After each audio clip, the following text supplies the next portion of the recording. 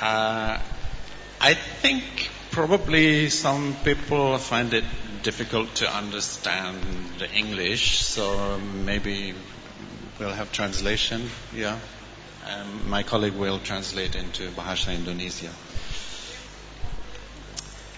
I'm going to speak a few words about the role of international partners here, particularly in health in Indonesia.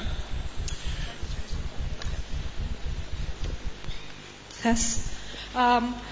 Selamat sore semuanya.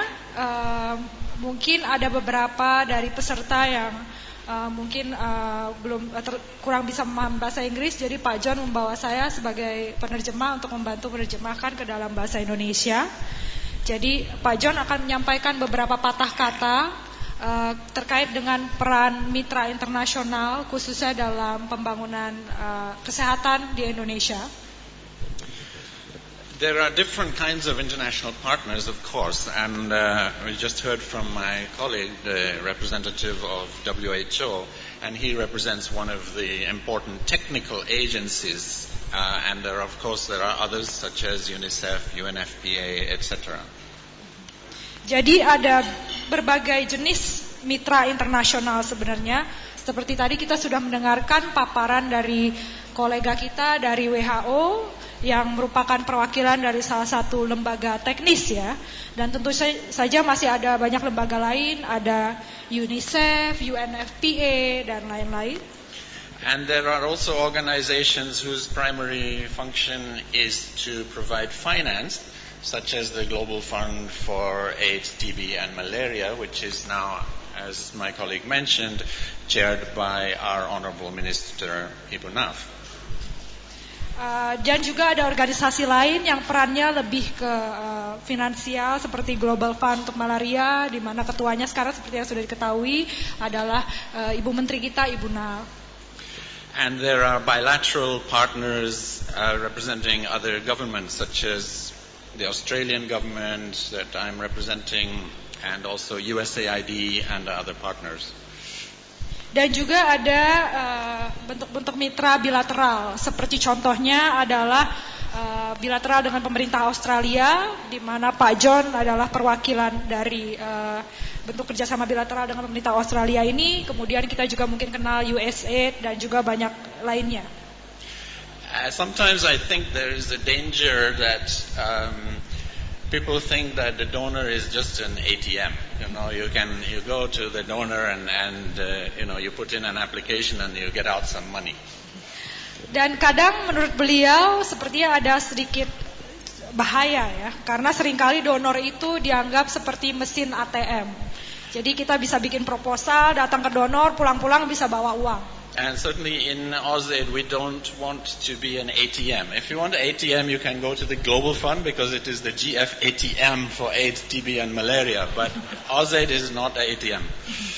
Dan tentu saja AusAid dia tidak ingin menempatkan dirinya sebagai mesin ATM. Kalau misalnya pengen ATM, ya mungkin bisa ke GF Fund, Global Fund untuk malaria tadi, karena mereka mesin ATM global memang untuk program-program terkait dengan malaria. But what we want to be able to do is to bring in the best available international resources, the know-how from around the world, bringing that together with the best of you, the Indonesian experts, to make sure that Indonesia has the best possible opportunities for developing the health sector.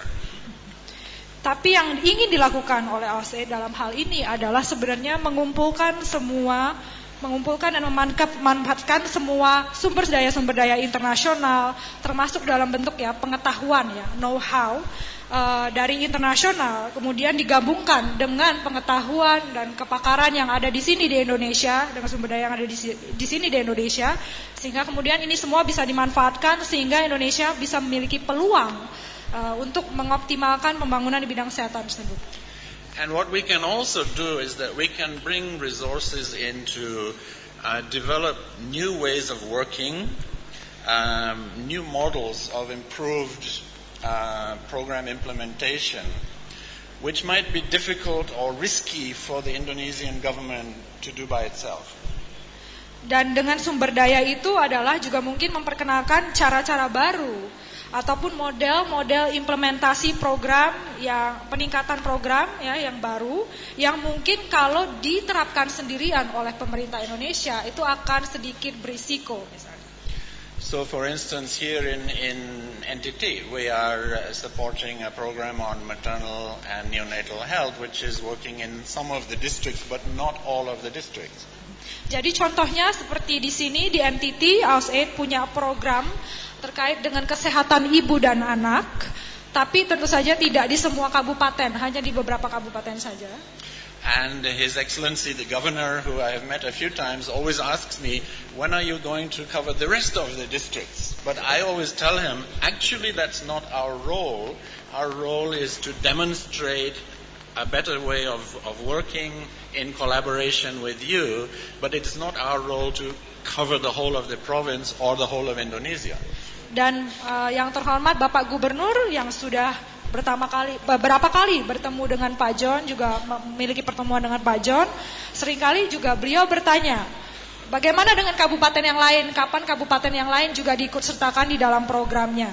Tapi kemudian jawaban dari Pak John adalah, ini bukan tanggung jawab dari AusAid untuk istilahnya mengimplementasikan program ini di semua kabupaten. Mereka datang, mereka memang memilih beberapa kabupaten untuk melakukan demonstrasi, istilahnya percontohan dari cara-cara baru ini berkolaborasi dengan pemangku kepentingan setempat. Tapi memang bukan tanggung jawab mereka sebenarnya untuk mengimplementasikannya di semua kabupaten. We can also provide financing to civil society for community empowerment, to NGOs, which is sometimes difficult for the government to do.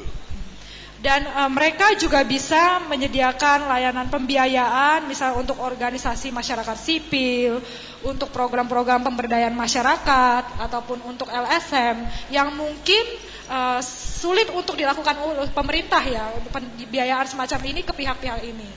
But there is always the danger that if we are funding something, it becomes non-sustainable. Tapi selalu ada resiko ketika membiayai atau mendanai sesuatu adalah ketika akhirnya itu menjadi tidak berkelanjutan. On Monday, I saw an example of this. I was in Medan, and we were looking at the HIV work in Medan. And we were at a Puskesmas, and we saw the statistics for HIV testing. And we saw the numbers were going up every year, 2005, 6, 7, 8, 9, up to 2009. Then suddenly, 2010, 2011, almost no testing at all was done. And then suddenly in 2012 it started again. Dan contoh dari hal ini adalah yang beliau alami langsung kemarin hari Senin. Beliau mengadakan kunjungan ke Medan. Mereka ada program tentang HIV/AIDS di sana, mengunjungi salah satu puskesmas, dan mereka punya data mengenai pengujian HIV. Dari tahun 2005 sampai 2009, angkanya bagus sekali. Ada peningkatan jumlah pengujian HIV di puskesmas tersebut. Tapi kemudian setelah tahun 2009, 2010, 2011, itu tiba-tiba tidak ada sama sekali. Kosong. Tidak ada. Dan kemudian baru mulai ada penunjukan data pengujian HIV lagi, mulai 2012. So we asked, what happened? Why in 2010 and 2011 did nothing happen here? And the answer was very simple. Up until 2009, they had funding from USAID through FHI to do the testing work. After the USAID funding stopped, the work stopped. And in 2012, they got funding from the Global Fund, so it started again. Dan akhirnya mereka bertanya, kenapa pada tahun 2010 dan 2011 tiba-tiba tidak ada kegiatan sama sekali di puskesmas ini untuk pengujian HIV? Jawabannya ternyata sangat sederhana. Dari tahun 2005 sampai 2009, puskesmas ini menerima pendanaan dari USAID melalui FHI. Tapi kemudian 2009 berhenti. Dan ketika pendanaan berhenti, mereka juga berhenti kegiatannya. Sampai akhirnya 2012, kemudian ada dana baru masuk dari Global Fund. Jadi selama kegiatan itu hanya ada ketika ada pendanaan. So that's why, even though we like to continue, and we will definitely continue to support high priority areas of work in reducing maternal mortality and trying to control HIV, increasingly, certainly from AusAid, and I have been talking to colleagues at USAID, they want to do the same thing, putting more resources into strengthening the health system so that the activities and the interventions are sustained within Indonesia's own health system. Tentu saja mereka sangat menaruh perhatian ya terhadap keberlanjutan dari semua kegiatan ini. Mereka pun tentu saja ingin terus juga bekerja di wilayah-wilayah yang prioritasnya tinggi, khususnya untuk memperbaiki angka kematian ibu, angka kematian bayi, kemudian juga menanggulangi HIV/AIDS. Tapi kemudian ini juga merupakan hasil pembicaraan dengan USAID, juga punya misi yang sama, bahwa ke depan ini untuk keberlanjutan itu mereka juga akan fokus ke memperkuat sistem kesehatannya sendiri sehingga akhirnya kegiatan-kegiatan ini bisa lebih berkelanjutan nanti ya. The Director General of WHO, Margaret Chan, has said that we have enough interventions, we have enough knowledge to tackle all the health problems. What is failing and why we still see the increasing inequalities in health around the world is the health system. The health system is not there to support the interventions and the technologies that we already have. Jadi Direktur Jenderal WHO Margaret Chan mengatakan bahwa kita tuh memiliki cukup banyak intervensi, kita punya banyak pengetahuan juga. Tapi kenapa kita masih mendengar adanya ketidakmerataan, kemudian hasil-hasil yang dilaporkan tidak terlalu baik. Oleh karena itu beliau mengatakan, jadi sebenarnya yang kurang adalah sistem kesehatannya. Sistem kesehatannya belum dibangun, belum diperkuat, dan sehingga tidak mendukung semua teknologi ataupun fasilitas yang sudah diberikan.